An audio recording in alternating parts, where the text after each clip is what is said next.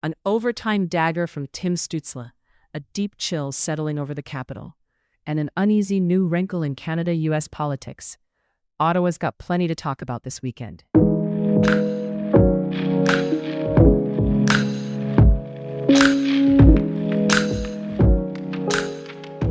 Let's start on the ice. The Senators head into the Olympic break on a heater, winning 5 of their last 6 after a 2-1 overtime victory in Philadelphia. Tim Stützle ended it just 47 seconds into OT with a smooth backhand. That's his 28th of the season. James Reimer thrust into a surprise start with Linus Ullmark, a late scratch, reportedly due to illness, was steady with 15 saves in a tight, low-shot game. Former Flyer Nick Cousins put Ottawa up in the second on a rebound from a Shane Pinto chance, and the Flyers didn't even record a shot on goal until the final minutes of the first. Philly did force overtime when Jamie Drysdale ripped one with 1:14 left, but Dan Vladar's 25 stops weren't enough to keep Stützle from grabbing the extra point. Big takeaway: a resilient, composed Senators group rolls into the break with confidence, especially encouraging given the recent goalie shuffle. Speaking of international hockey, the Olympic storyline heating up is familiar: Canada versus the United States. TSN's analysis is framing Team USA as Canada's biggest rival, and a serious one, given the American roster depth from the crease out. Former NHL goalie Martin Biron has been asking if we're overlooking another national team in the field, but for now, the buzz is about that potential North American showdown. And in a fun cross-sport crossover, Pro Football Hall of Famer Devin Hester popped into a live Super Bowl hit with Brian Hayes, Jeff O'Neill, and Jamie McLennan. Let's just say the banter about when to wear a Hall of Fame blazer got spirited. Quick standings note for the division: even while idle, the Canadians will spend the break sitting second in the Atlantic. It sets up a crowded race once play resumes, with Ottawa trying to keep chipping upward. Here's your Ottawa forecast for Saturday: sunny, a high of -17 degrees Celsius, and a low of -25 degrees Celsius. To national politics now, where a set of U.S. moves is sparking fresh sovereignty jitters north of the border. Trump administration officials recently engaged with Alberta separatist activists, meetings the U.S. State Department characterizes as routine contacts with civil society, with no commitments made. One Alberta separatist, Jeffrey Rath, claims at least one of those meetings happened inside a secure SCIF facility. Compounding the optics, U.S. Treasury Secretary Scott Bessent mused publicly that Alberta may hold a referendum on leaving Canada, and said people there want sovereignty. Canadian analysts are drawing parallels to how Russia has historically tried to inflame separatism abroad, warning this could amount to a hybrid attack on Canada if it's part of a broader effort. Former Prime Minister Stephen Harper called for Liberals and Conservatives to unite against external pressure from what he described as an imperialist U.S. president, and from domestic separatism in Alberta and Quebec. Prime Minister Mark Carney, for his part, praised Harper's track record on national unity, noting separatist sentiment was comparatively low during Harper's tenure. South of the border, there's separate concern over democratic norms. Donald Trump has urged Republicans to take over election administration in multiple states and alleged rigged voting in major cities. Despite attempts by his press secretary to dial back the rhetoric, he doubled down on calls for federal intervention in counting votes. Meanwhile, former DOJ official David Loffman criticized the presence of Director of National Intelligence Tulsi Gabbard at a Fulton County ballot seizure as unprecedented involvement of top intelligence in a state criminal probe.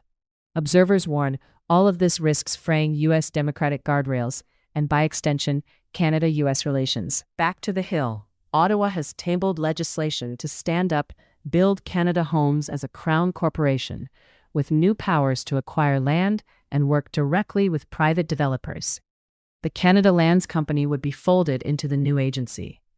Housing Minister Gregor Robertson is pitching it as a generational play on affordability and federal leadership. But there's a big asterisk. The bill doesn't spell out unit targets or clear performance benchmarks. Policy folks like Andy Yan and Mike Moffat say success needs measurable goals, including not just getting shovels in the ground, but ensuring long-term operations and maintenance. For Ottawa residents staring down rent escalations and low vacancy, the promise is meaningful, but the proof will be in transparent targets and timelines. Also worth watching, whether the build-out strategy aligns with low-carbon construction and energy efficiency, which can curb long-run costs and emissions. Healthcare modernization is also back on the agenda. The federal government has reintroduced the Connected Care for Canadians Act to break down the data silos that still plague our health system. The plan is to set standards so electronic medical records actually talk to each other, safely, across providers and across provincial and territorial lines. It would also block health information companies from putting up unnecessary barriers, while keeping privacy rules intact. Officials argue better connected data should improve safety, reduce provider burnout, and empower patients. There's a tangible AI angle here too. Interoperable, high-quality data is the bedrock for trustworthy clinical decision support tools. Done right, it could mean fewer repeat tests, faster handoffs in emergencies, and smarter analytics that help predict issues before they become crises. Of course, it still has to navigate Parliament before becoming law. On foreign affairs and export controls, Canada's export agency quietly conducted a human rights review of Canadian arms and munitions shipped to the United States, probing whether they could be indirectly transferred to Israel during the Gaza war. While the main findings are mostly redacted, the footnotes are revealing. Hundreds of citations lean on UN and Human Rights Watch reporting, as well as references to ICJ and ICC documents, and Canada's own political statements urging a halt to transfers linked to Gaza. Then Foreign Affairs Minister Melanie Joly said no Canadian arms should be sent, directly or indirectly, for use in Gaza. The review, dated late 2024 and updated in March 2025, underscores how complex it is to police end use when the U.S. is a primary destination and onward exporter. Expect scrutiny to remain high in Ottawa as Parliament and civil society push for clarity. The province is carving out a very limited exception to its U.S. alcohol ban. Starting February 12th, the SAQ will restock select American products, mostly clear glass items like cream liqueurs, whose quality could degrade if stored too long. They'll be discounted, with SAQ also pledging a donation equivalent to the product's cost to food banks of Quebec, potentially up to roughly $8.6 million. The broader import and sales bans remain in place. Officials call this a one-off. This comes as U.S. tariffs on steel and aluminum near the one-year mark, and continue to squeeze Canadian brewers. Craft breweries say there's effectively no fully Canadian-made 473-milliliter tall can, the industry standard, forcing them into pricier, less flexible supply chains. That hits costs for producers and consumers, including here in Ottawa, where tall cans dominate taproom fridges. It's a reminder that packaging policy, trade tensions, and domestic manufacturing capacity ripple all the way to your local beer, and that investing in recycled content and domestic capacity can have climate and cost benefits over time. Finally, 2 cross-border enforcement stories with BC ties.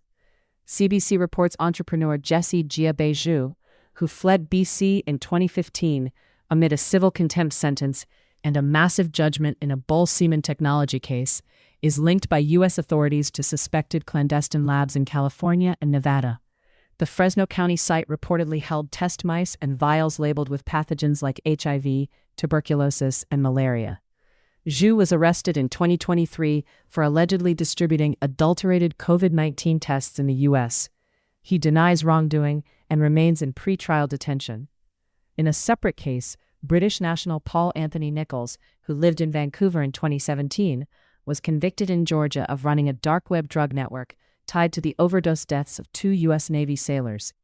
The investigation leaned on RCMP work in BC's Lower Mainland, with a dozen Mounties testifying at trial. Nichols faces at least 20 years in U.S. federal prison. Both cases underline how Canadian and American law enforcement are increasingly intertwined on files that range from biosecurity to synthetic drugs. That's it for today. Bundle up out there. Sunny skies won't take the bite out of -17, and enjoy the quiet before the senators get back at it after the break. We'll keep watching the housing file, the health data push, and the Canada-US political currents shaping Ottawa's next few months.